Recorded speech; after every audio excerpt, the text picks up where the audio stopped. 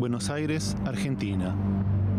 En el barrio porteño de Puerto Madero se encuentra el exclusivo complejo de edificios Le Parc. La noche del 18 de enero de 2015 sería el escenario de un suceso que conmocionó a la Argentina y repercutió en el mundo entero. A medianoche, el fiscal Alberto Nisman, a cargo de la investigación del atentado a la AMIA en 1994, fue encontrado muerto en el baño de su departamento en el piso 13. Nisman tenía razón, es una emisión especial de News 24, el magazine de noticias y análisis en español de i24 News. Mi nombre es Carlos Burovich y conmigo en el estudio, Damián Pachter. Con motivo de cumplirse el tercer aniversario del asesinato del fiscal argentino Alberto Nisman, hoy dedicaremos el programa completo a lo que nosotros llamamos el caso AMIA Nisman Irán. El programa tratará del atentado a la AMIA en 1994, que dejó 85 muertos y una herida en la Argentina que aún no cicatriza. El asesinato del fiscal Alberto Nisman, que investigaba el atentado, y el intento del gobierno de Cristina Fernández de Kirchner de hacerle creer al mundo que Nisman se suicidó. Del intento de encubrir el hecho que el memorándum firmado con Irán, a cambio de beneficios políticos y financieros, iba a hacer caer las alertas rojas de Interpol.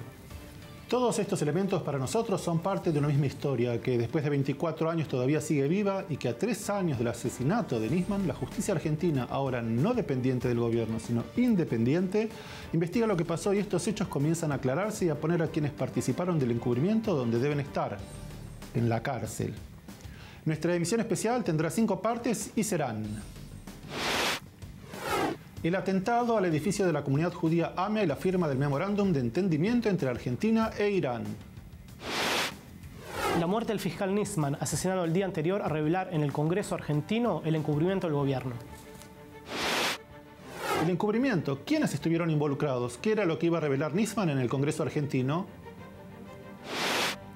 ¿Cuál fue el papel de Interpol en toda esta saga? Y también, ¿qué le contó y qué documentación le dio a Carlos Horacio Jaime Estiuso, quien fuera el jefe de operaciones del Servicio Secreto de Argentina? Y en el último bloque, Damián Pachter tendrá un mensaje para la expresidenta Cristina Fernández de Kirchner.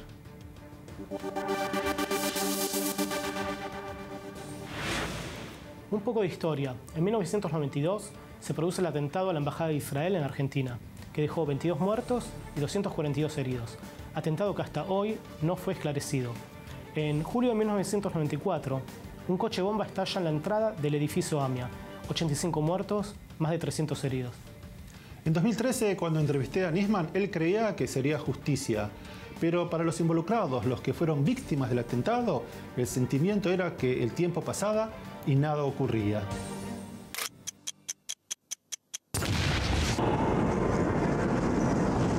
Los escombros de la AMIA estaban siendo removidos en la búsqueda de sobrevivientes cuando se inició la investigación para encontrar a los perpetradores ideológicos y a los autores materiales del ataque.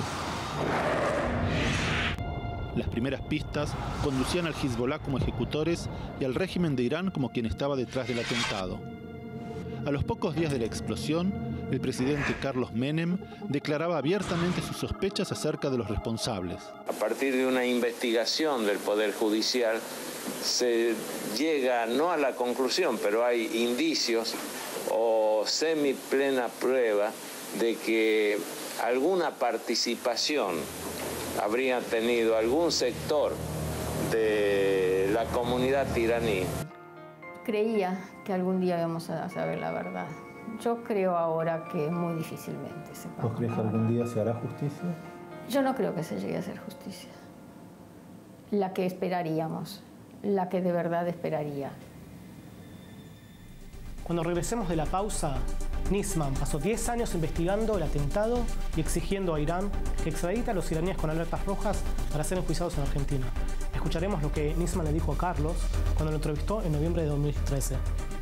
En enero de 2013, el gobierno argentino negoció a sus espaldas un memorándum con Irán. El ministro de Relaciones Exteriores, Héctor Timerman, defendió el acuerdo diciendo que el gobierno buscaba que se haga justicia, que se sepa la verdad y que se guarde la memoria de las víctimas de la AMIA. En el próximo bloque veremos si eso era verdad. No se vayan, que ya seguimos con esta emisión especial de News 24. Nisman tenía razón.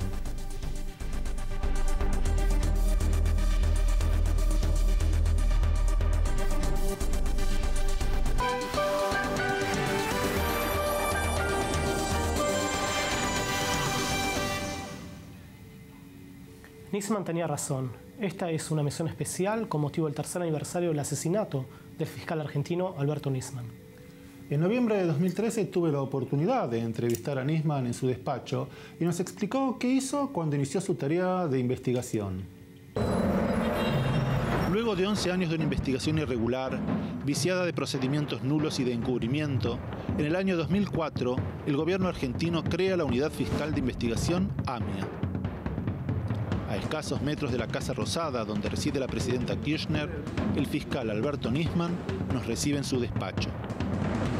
Examen de absolutamente toda la documentación, las escuchas telefónicas, los legajos, como partir de cero, y luego de un año y medio de trabajo, casi en el año 2006, en octubre de 2006, emitimos nuestro primer dictamen muy completo, de casi 800 hojas, donde llegamos a la conclusión que el atentado fue organizado, planificado y financiado por las máximas autoridades de la República Islámica de Irán.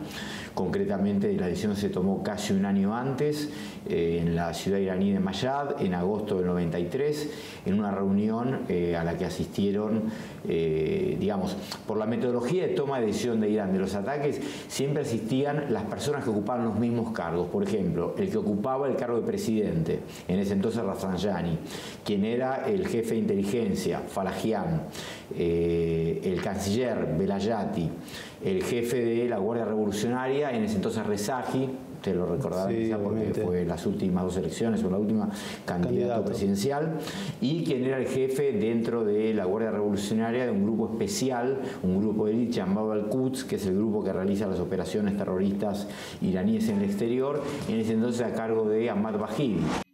En 2007, un gran logro para Nisman y la Argentina. Interpol emite alertas rojas para 6 miembros del régimen iraní que hasta hoy en día sostienen que son inocentes, pero se niegan a extraditar los sospechados para ser indagados por la justicia argentina. Si no tienen nada que ocultar, ¿por qué no se presentan?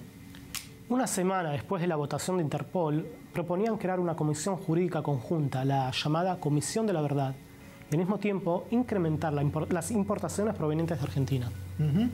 Durante la presidencia de Néstor Kirchner, esta oferta fue siempre rechazada y con la llegada de su esposa Cristina a la presidencia, algo cambió. Durante los años 2011-2013, mientras Nisman continuaba con su investigación, a sus espaldas, en la sombra, se movían allegados al gobierno y hablaban directamente con el principal acusado del atentado a la AMIA, Mohsen Rabbani, pero alguien nos estaba escuchando. Estamos trabajando para el gobierno. Ahora estamos trabajando porque el ministro va a hablar con la presidente, me dijo hoy, para que me reciba. Entonces tengo ganas de ver a la presidenta. Es muy importante. Aquí hay algunos sectores del gobierno que me dijeron que están listos para vender petróleo a Argentina, vender tractores, vender acero y también comprar más. El memorándum de entendimiento entre Argentina e Irán se firmó en Etiopía el 27 de enero de 2013. Un escueto documento de 9 puntos en el que se llamaba a constituir la Comisión de la Verdad y a notificar a Interpol de acuerdo entre las partes. El canciller Héctor Timerman, a pesar de que la misma prensa siria lo informó en febrero de 2011, niega hasta hoy en día el haberse encontrado con su par iraní en Alepo, Siria, para negociar el acuerdo. En el Congreso salió a defender el acuerdo frente a quienes creían que había que denunciar el memorándum por inconstitucional. Denunciar el tratado es un mamarracho. Denunciarlo. Sinceramente es una vergüenza, inadmisible.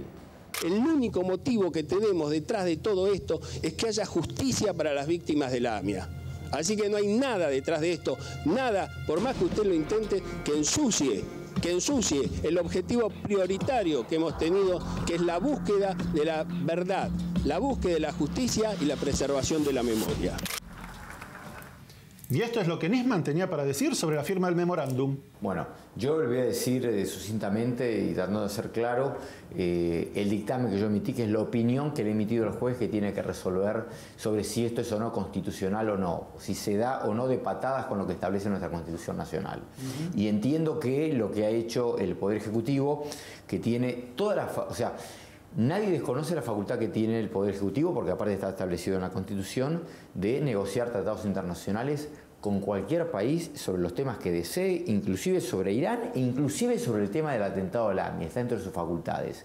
Lo único que puede hacer el Poder Judicial, y que lo que estamos haciendo es determinar si lo que se acordó entra en colisión, en choque con la Constitución Nacional o no. Si entra en choque con los tratados internacionales, con jerarquía constitucional que firmó la República Argentina o no. Y nos hemos dado cuenta que prácticamente no hay garantía constitucional sin violar y no hay tratado con jerarquía constitucional sin violar. Por ejemplo, es una abierta intromisión del Poder Ejecutivo en el Poder Judicial. Le saca al juez de la causa la facultad para juzgar y se lo otorga, aunque más no fuera temporariamente, a una comisión que es absolutamente política, que yo la llamo juez de jueces. Y le quiero explicar por qué. Porque no sabemos quién la integra, no sabemos qué va a decir, de antemano ya sabemos que va a decir la verdad porque se le adjudica ese nombre, y que además diga lo que diga no tiene ningún tipo de control. A un juez lo controla las cámaras de apelaciones, una cámara de apelación, una cámara de casación. Esto no tiene ningún tipo de revisión y es un órgano político. Mire, viola el sistema republicano de gobierno que establece la división de poderes.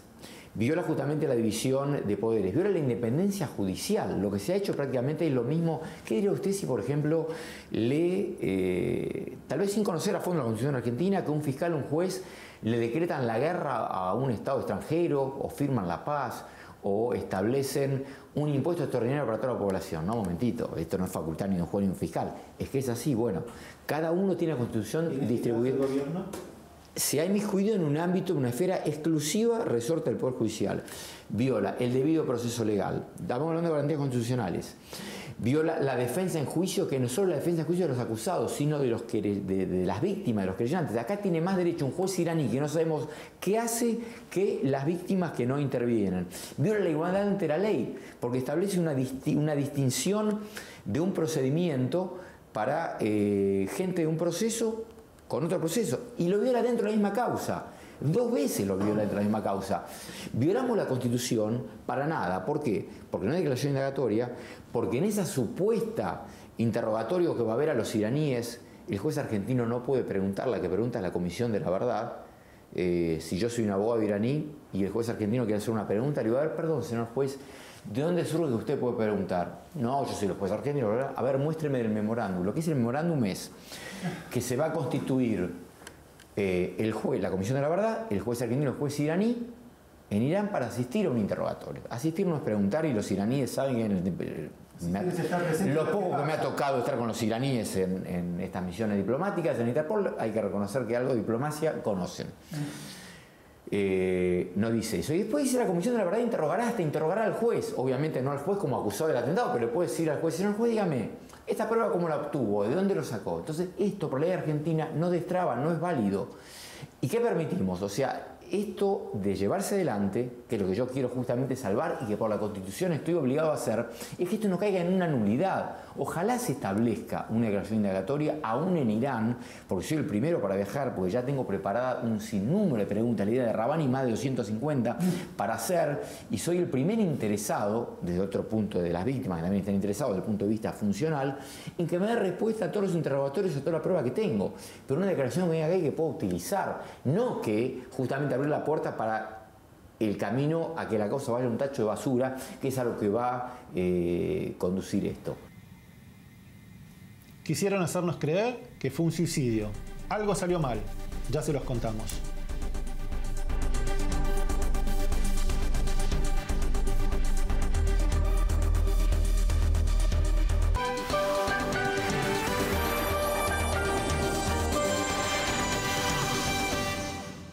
El 14 de enero de 2015, Nisman presenta en la Corte una denuncia de 290 páginas acusando de encubrimiento a la presidenta, al canciller y otros miembros de la política argentina.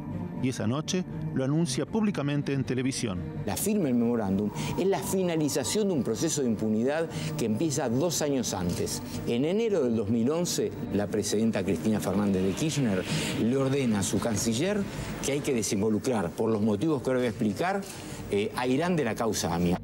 Nisman pone al descubierto un plan en el que el memorándum era un instrumento, un medio para obtener un fin: dejar impunes a los iraníes y dar de baja las alertas rojas de Interpol, y que Argentina se beneficie con el incremento de intercambio comercial con Irán. Gracias a las denuncias que le proveía Jaime Stiuso, jefe de operaciones del Servicio Secreto, Nisman comprende que el gobierno opera a sus espaldas. La acusación sacude al país. Nisman dice tener en sus manos otras evidencias que presentará ante la Comisión de Legislación Penal del Congreso argentino el lunes 19 de enero por la mañana. Pero Nisman nunca llegó al Congreso. El domingo 18 de enero de 2015, a las 23:35, un periodista recibe información sobre un incidente en el departamento de Nisman y hace lo que debe hacer, lo informa. 2 mensajes de Twitter que cambiarían el curso de la historia. Ese periodista se llama Damián Pachter y está aquí a mi lado. Damián, ¿qué pasó esa noche? Mientras todos estábamos esperando, efectivamente, que el fiscal se presente al otro día en el Congreso, yo recibí un mensaje de una fuente anunciándome que Nisman estaba muerto. Lo que siguió fue el proceso de chequeo, que me llevó un tiempo determinado y tras estar sin las dudas que pueden haber tras una semejante noticia, decidí en primer momento mandar un tuit en forma de alerta donde me informaban sobre un incidente en la casa del fiscal Alberto Nisman. ¿Y después qué pasó? Y después lo que hice fue un segundo tuit confirmando lo que había alertado anteriormente, diciendo que encontraron al fiscal Alberto Nisman en su baño de su casa de Puerto Madero sobre un charco de sangre que no respiraba y que los médicos estaban allí. ¿Y este tuit tenía una confirmación o trataban de hacerte creer algo en especial? Y de inmediato nos dimos cuenta como que se intentaba imponer la escena de un suicidio. Ok, entonces se habría sido un debate que tardaría casi 3 años en dirimirse. ¿Fue suicidio u homicidio? Las imágenes de la pericia forense liderada en el departamento de Nisman la noche de su muerte generaron un sinfín de dudas. No se respetaron ninguno de los protocolos y se contaminó por ineficiencia o de manera intencionada toda la evidencia recabada. Nos querían hacer creer que fue un suicidio. Después de 2 años de luchas jurídicas por parte de quienes no estaban dispuestos a comprar la historia oficial, una comisión de 25 expertos en septiembre de 2017 llegó a la conclusión que desde un principio denunciaba a la ex esposa de Nisman, la jueza Sandra Arroyo Salgado. Escuchemos lo que decía en una conferencia de prensa en Buenos Aires y lo que nos dijo cuando visitó i24 News en enero del año pasado. El suicidio y el accidente quedan de plano descartados, con lo cual solo podemos concluir que Nisman fue víctima de un homicidio sin lugar a dudas. Hasta ahora, y a poco de cumplirse 2 meses del hallazgo sin vida de Alberto Nisman, la investigación de la causa llevada adelante no ha podido comprobar la única hipótesis sobre la base de la que vino encarando todo su trabajo en exclusiva la fiscal. Lógicamente que el suicidio que se pretende comprobar no podrá ser acreditado por la simple razón de que Alberto Nisman no se suicidó, sino que a Alberto Nisman lo mataron. Así queda la mano de un suicida. Es como un spray, como cuando abrís una Coca-Cola, una lata, la abrís mal y te moja todo, te salpica. Y en cambio la mano de Alberto quedó muy limpia y con zonas está claramente estas flechas y línea punteada, obviamente que le hicieron nuestros peritos. Claro, vos pones tu mano acá así, agarrándote del borde de la bacha, y yo pongo mi mano encima para asegurarte y te das cuenta que... Claro. El que se llevó puesto la pólvora... No, y otra cosa, ¿por qué la mano de Alberto no está con el spray? Porque no fue así. Claro. Su mano estaba acá, así, con otra encima asegurada. Por eso nuestro criminalista plantea cómo fue la mecánica del disparo. Además, la noche de su muerte, alguien se ocupó de borrar toda la información que había en sus celulares y en su computadora. Ariel Garbaz, perito en informática, es contundente en su análisis. Escuchémoslo. Se descubrió después de que se ordenaron las pericias, se secuestró la computadora de Nisman y se secuestró el celular de Nisman, ahí se descubrió que habían sido manipulados. Es decir, que hubo una persona que ingresó en la computadora de Nisman, enchufó 3 pendrive en el puerto USB, tuvo la posibilidad de subir, bajar archivos, hacer modificaciones de la información que tenía esa computadora. Lo hizo y además figura Windows. El sistema, claro, queda registrado en Windows. Él tenía Windows 7 y tiene Windows distinta cantidad de registros y hay 2 registros distintos donde queda registrado ese evento, queda la marca y el modelo del pendrive que usó, que fue un Kingstrom modelo Data Travel, y queda también la hora, que fueron las 20 horas 7 minutos, cuando a unos metros ya estaba el fiscal muerto. Damián, ¿suicidio o homicidio? Homicidio, sin dudas. No quedan dudas, a Nisman lo mataron por su trabajo y por querer develar el encubrimiento que escondía el memorándum con Irán. De eso y mucho más hablaremos en el próximo bloque en esta emisión especial de News 24 en español llamada Nisman tenía razón. Ya regresamos.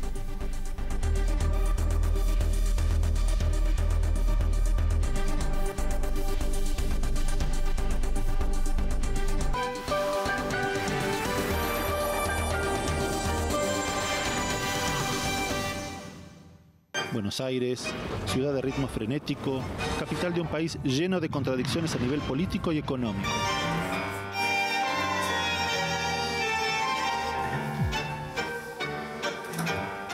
Por primera vez en 20 años en la historia de la causa AMIA, una cámara de televisión ingresa al archivo que sustenta la investigación del fiscal Nisman. Bueno, acá como se ve está todo el expediente, todos los legajos, todo el material con el que trabajamos a diario. La causa AMIA es el paradigma de la justicia, o más bien de la injusticia y de la impunidad. Para el gobierno argentino, la Comisión de la Verdad es un avance. Para el fiscal Nisman, la verdad está en otro lado, en las pruebas que tiene en sus manos. ¿Cómo se hace? Siguiendo solamente los dictados de una sola persona y las órdenes de una sola persona. ¿Saben que esa persona se llama evidencia judicial? Lo que me dicen las pruebas. Por cruces telefónicos llegamos a domicilios, ahí podía vivir usted o yo, un agente del Mossad, un terrorista iraní, no sabíamos con quién nos íbamos a encontrar. Entonces, siguiendo el dictado de las pruebas. Por eso, y me ha pasado de Interpol en muchos lados, ustedes que en muchos lados desacreditan al fiscal y me digo, no se ocupen de mí, yo no soy el problema, yo hoy estoy, mañana no. Pero todavía no he encontrado a ninguna persona que me diga, no, esta prueba no es así por tal y tal cosa. Yo hoy estoy, mañana no. Eso decía el fiscal Alberto Nisman. Pero las pruebas están. Y hasta ahora no fueron desvirtuadas o cuestionadas. ¿Será que Nisman tenía razón? No solo fue esa la primera vez que una cámara entró al archivo privado de Nisman, sino que tuve una oportunidad única, que él mismo me explique cómo trabajaba la unidad fiscal de investigación, con más de 1 millón de documentos archivados, digitalizados y me animaría a decir que también guardados en la mente del fiscal.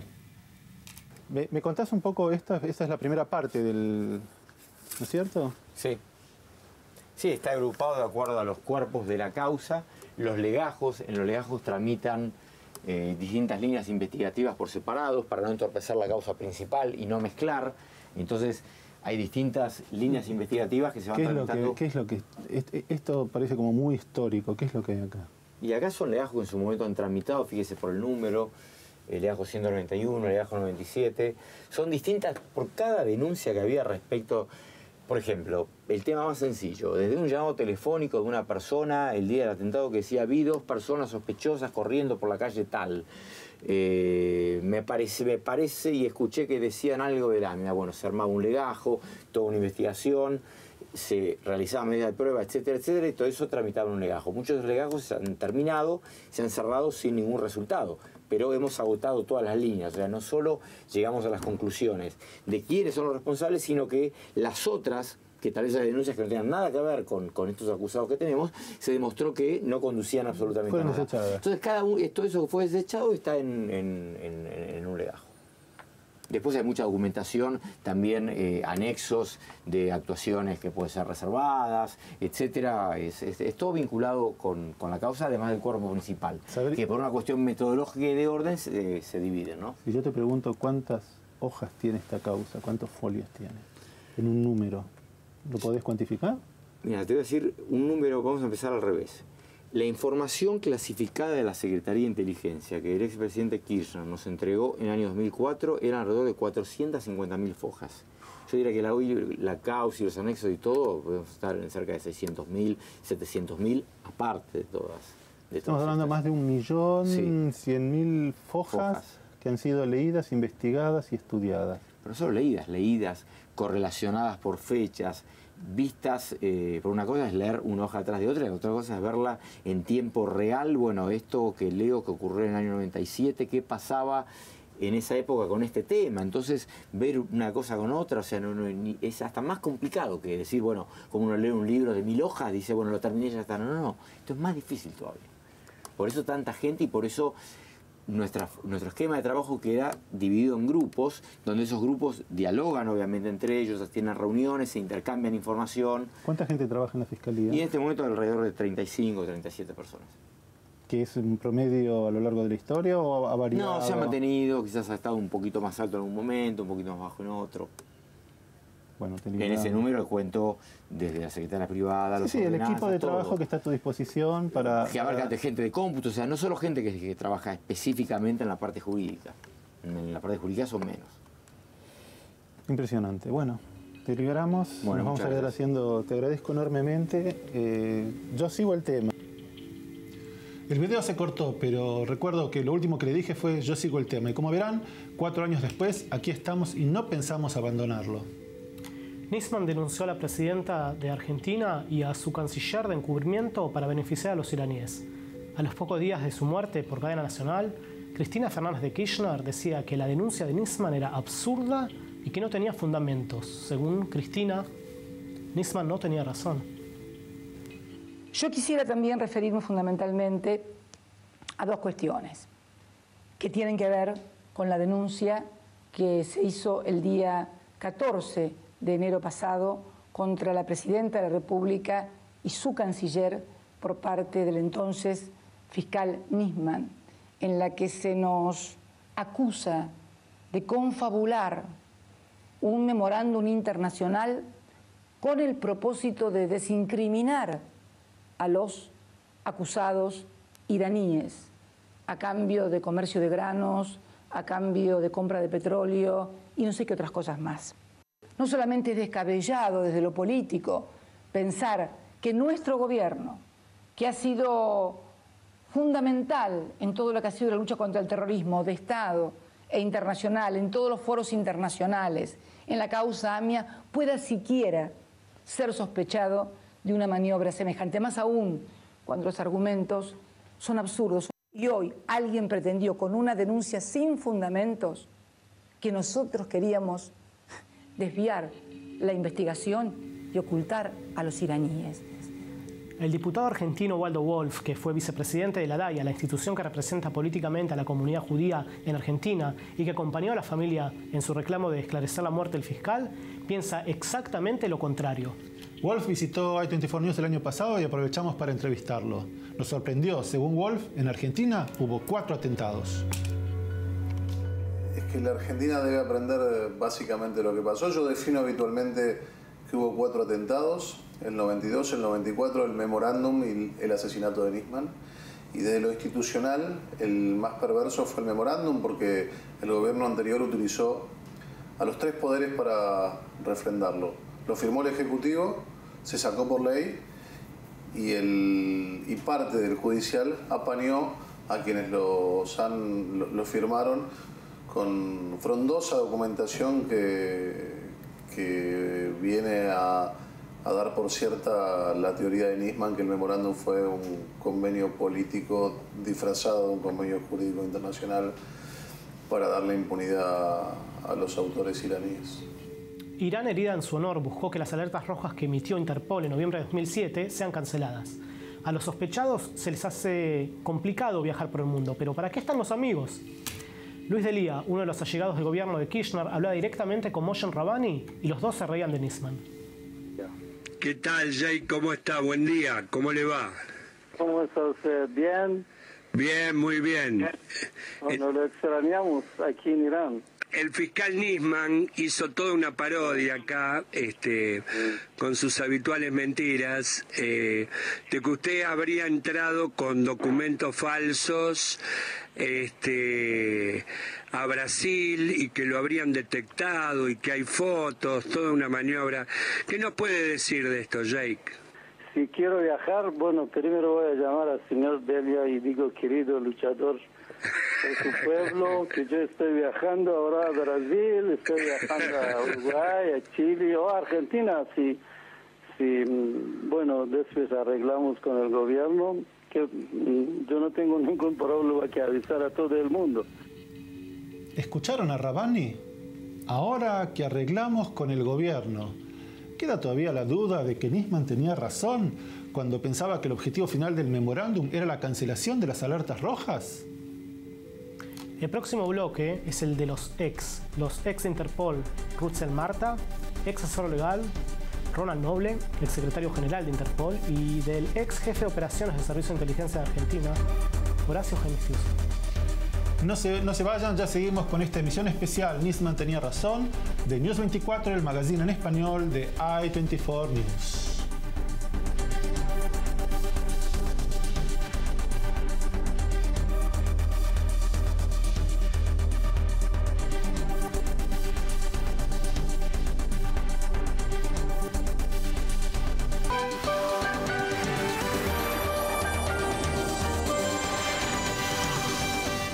Mi nombre es Rutzel Marta, yo fui el asesor jurídico de Interpol durante los años 2004-2008 y ahora estoy trabajando aquí en Londres como consultor jurídico.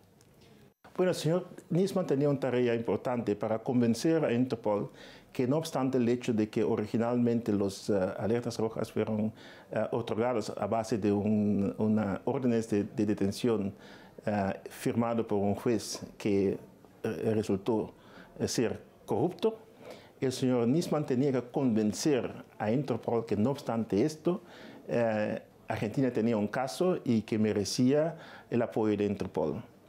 Y yo creo que el señor Nisman logró hacer eso. Su presentación fue muy detallado. Él era muy apasionado, pero fue profesional. Y desde el punto de vista de las reglas de Interpol, eso fue suficiente, al menos para convencerme a mí a recomendar al secretario general que podíamos acceder a 6 de las peticiones que él hizo. El doctor Rutzel Marta, ex asesor legal de Interpol, fue quien recibió de manos de Nisman las evidencias lo suficientemente convincentes para que Interpol emita alertas rojas contra los iraníes sospechados. Una vez más, parece ser que Nisman tenía razón y que Interpol creyó en su investigación. Yo le pregunté al doctor Marta cómo funcionan las alertas rojas y si los miembros de la organización deben cumplir con las decisiones que toma la Asamblea General, pero parece ser que en el caso AMIA Nisman Irán, en Interpol, 1 más 1 no es igual a 2 y además fue muy claro respecto a lo que él hubiera hecho con las alertas rojas cuando se firmó el memorándum. Yes, the members have an obligation to cooperate with the organization, but it is also a request. So it is not a binding decision like the Security Council takes a binding decision that, look, all countries are bound by this decision. It is the decision to red notice is a request. It is not an order. If I were still the General Counsel of Interpol when this memorandum was signed, if it was signed, once it is signed by the 2 countries and Interpol receives it, my recommendation to the General Secretariat would have been to cancel the notices. Habría cancelado las alertas rojas. ¿No era esa la sospecha de Nisman? ¿No era ese el motivo principal por el que Nisman denunció a la presidenta Cristina Kirchner y a su canciller Timmerman, entre otros? Damián, una pregunta. ¿Tiene la Interpol la facultad de cancelar alertas rojas aunque el juez de la causa no lo haya pedido? ¿Y qué rol tuvo Ronald Noble, quien fuera secretario general de Interpol durante 14 años? Consultamos a Daniel Santoro, periodista argentino reconocido por sus investigaciones en casos de corrupción y que sigue el caso AMIA desde 1994. ¿La Interpol en todo esto, de qué juega? ¿Cómo juega Interpol en todo esto? Porque por un lado la sostiene, pero no sirve absolutamente para nada.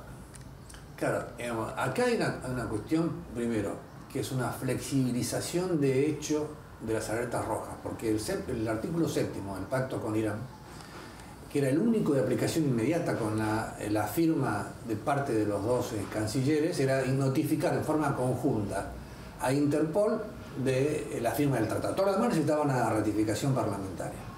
¿Qué es lo que pasó?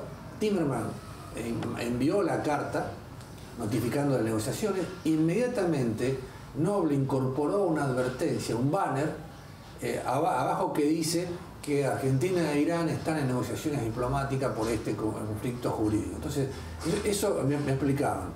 Dice, Santoro, vos pensás en un oficial de migraciones de Tailandia. Es así, entonces él ve en su computadora, dice, pedido de captura de Moshe Rabani y abajo dice que está negociando. ¿Qué es Argentina? ¿Qué fácil? Entonces, hubo una flexibilización de hecho.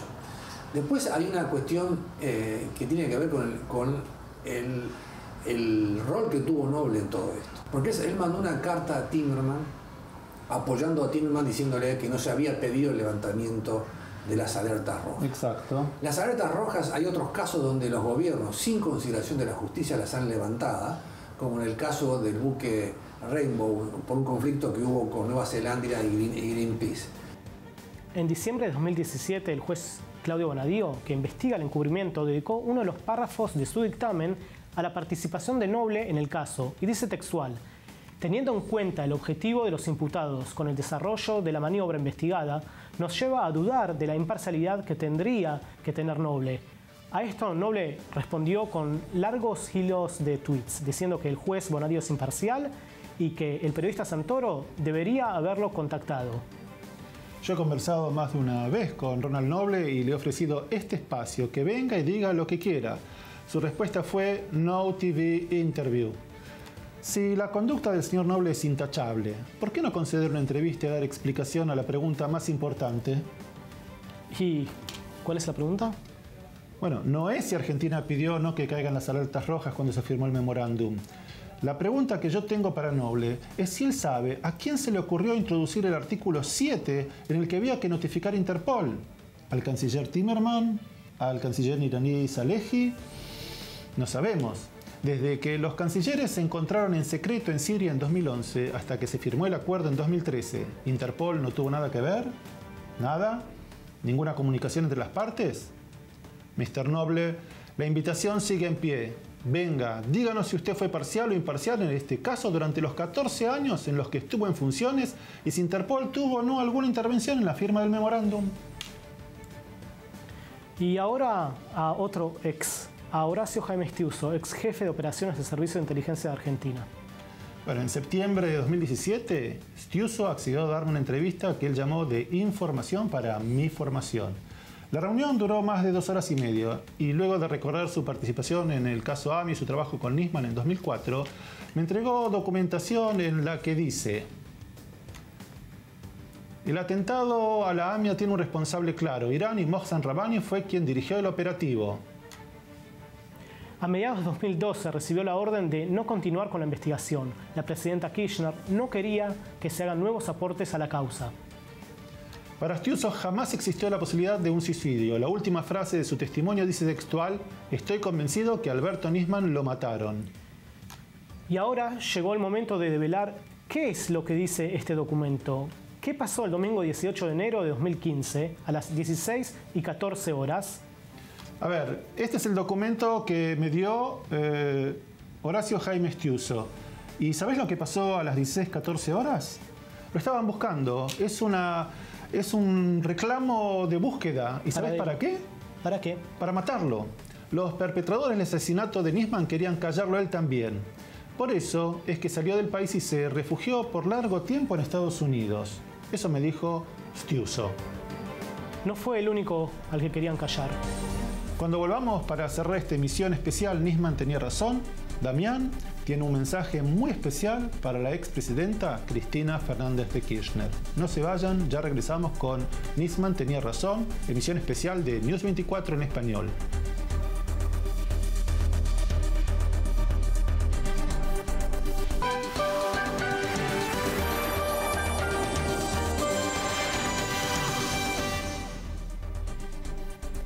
Llegamos al último segmento de esta emisión especial de News 24 en español, Nisman tenía razón.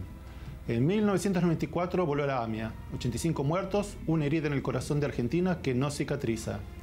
Después de 10 años, la Corte Suprema Argentina declaró la investigación original nula por corrupción. En 2004, Alberto Nisman fue nombrado fiscal para comenzar de nuevo. En base a su investigación en 2007, Interpol emitió alertas rojas contra los iraníes sospechados de haber cometido el atentado. En 2011, Argentina e Irán negocian en secreto un acuerdo que dejaría impune a los iraníes. En 2013, se firma el memorándum para crear la Comisión de la Verdad.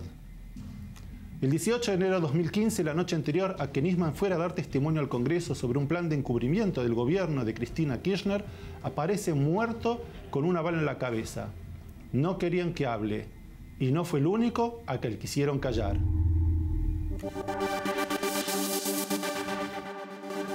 3 años atrás, un fiscal era asesinado.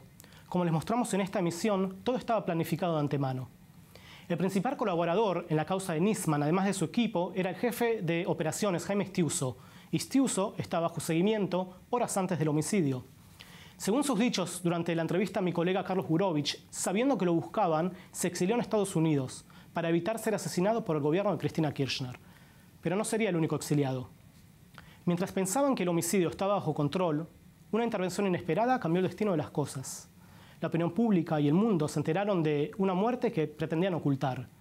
Cuando publiqué lo que estaba ocurriendo en el departamento de Nisman, hice lo que el oficio nos demanda, revelar un hecho que el poder pretende esconder. Pregúntese, ¿qué hubiese ocurrido si el hecho no se hubiera dado a conocer de la forma que lo fue? ¿Cómo nos hubiéramos enterado? ¿Nos hubiéramos enterado? ¿Y cuándo? La respuesta solo la tiene usted. Es solo cuestión de abrir los ojos y no dejarse llevar por la desinformación. Ahora repasemos cómo el gobierno argentino reaccionó al respecto y saque usted sus propias conclusiones. Primero, montaron una serie de campañas en mi contra a través de las redes sociales e intentaron desacreditarme por ser judío e israelí. Algunos incluso fueron más lejos e insinuaron que yo fui quien asesinó al fiscal. Hoy, quienes enunciaron aquellas afirmaciones están en prisión o camino a ella, bajo cargos de encubrimiento del peor atentado, el atentado a la AMIA. A ellos mis saludos. Como sabía que iban a venir por mí, y calculé y planifiqué mis pasos de antemano.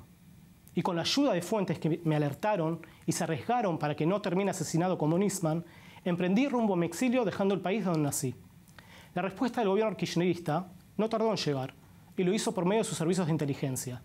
Tras fallar en el intento, gracias al accionar de una de mis fuentes, tomaron otra decisión, esta vez sin precedentes en la historia democrática del país. Mientras estaba volando rumbo a Israel, publicaron mi itinerario desde la cuenta oficial de Twitter de la Casa Rosada, la cuenta oficial de la Presidencia de la Nación. Ingresaron al Sistema Aéreo de Aerolíneas Argentinas, la aerolínea estatal, y luego lo publicaron en la Agencia Estatal de Noticias Telam. Todos los medios del Estado utilizados contra un periodista. Ahora, reflexionemos juntos y preguntémonos, ¿por qué tanto esfuerzo enfocado contra un periodista? Es simple, porque se les arruinó el plan y al publicar mi itinerario quedaron en evidencia. Les salió mal y no les quedó otra que minimizar el daño. Aníbal Fernández, secretario general de la presidencia de Cristina Kirchner, sostuvo que el gobierno lo hizo porque la ley se lo permite en pos de un supuesto interés público. Mintió. Luego, el jefe de gabinete de la señora Kirchner, Jorge Capitanich, aseguró que yo fui quien publicó mi itinerario de vuelo. Mintió. Tras estas mentiras calculadas, quisiera terminar dedicándole unas palabras a los exfuncionarios kirchneristas y sobre todo a la expresidenta Cristina Kirchner. Le salió mal, todo le salió mal, y ustedes jamás me van a callar.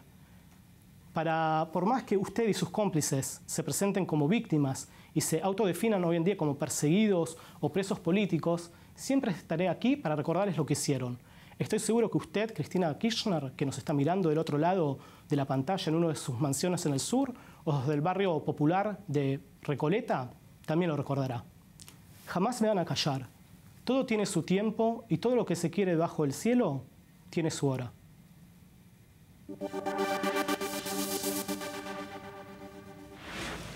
El himno nacional argentino termina con la siguiente frase: coronados de gloria vivamos o juremos con gloria morir. Nisman sentía que vivía su momento de gloria cumpliendo con su trabajo, denunciando a los que negociaron la sangre de las víctimas del peor atentado cometido en Argentina para que se haga justicia, para que no haya impunidad.